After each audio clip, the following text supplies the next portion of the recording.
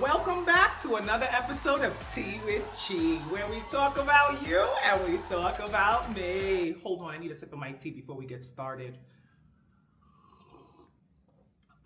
Refreshing. And as you guys can tell, we've gone back to blonde because blonde is better. Okay, let's go. Today's episode is sponsored by Naturium's BioLipid Restoring Body Lotion, advanced lipid complex for all-day moisture. Thank you, Naturium. Now let's get back to the show. Now it's time for question of the hour. And today's question of the hour comes from Vanessa. She's 34 and from Milwaukee. Let's get into the teas. She writes, "Hey, Chiefluencer, obsessed with your channel." Thank you, girl. So am I. I'm Vanessa, 34, and I need some help. My fiance and I have been together for 3 years, engaged for 1, and wedding planning has been tense. Here's the thing. I want this big, luxurious wedding. Think 200 guests, designer dress, the works. Okay, loving that for ya. He's more practical. He makes good money, but he's been saying we should scale back so we can buy a house sooner. Girl, I deserve, and she puts deserve in all caps here, I deserve my dream wedding after waiting this long, right? But now he's dragging his feet on deposits, and I may have accidentally booked a venue last week without telling him. She puts the monkey hiding eyes emoji.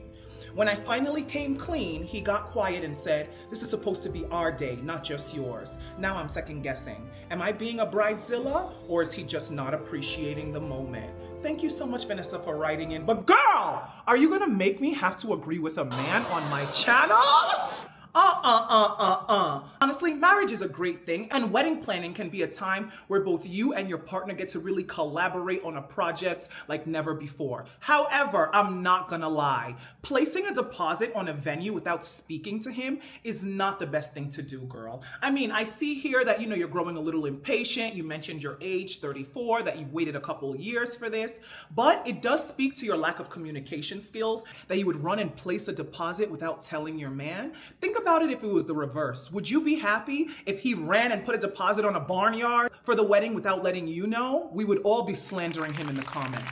So girl, I think that's really janky, and I'm not gonna lie. If you ask me, I would see if you can get a return on that deposit and work on the communication between the both of you. Even the language that you use, you deserve this moment. You've waited so long. Why did you wait so long? What communication avenues are missing in your relationship where at the point of marriage, you feel like you're owed something? That's not a good sign if you ask me. Now, he seems like a really good guy from what you say. He makes good money, etc. And he does want to spend some of that money to build a house and not totally on the wedding. See if you guys can strike some compromises. But honestly, if you ask me, girl, you have to apologize first. That's not the way you kick off your marriage, by going behind his back to sort of like pigeonhole him into a venue that he's not comfortable with.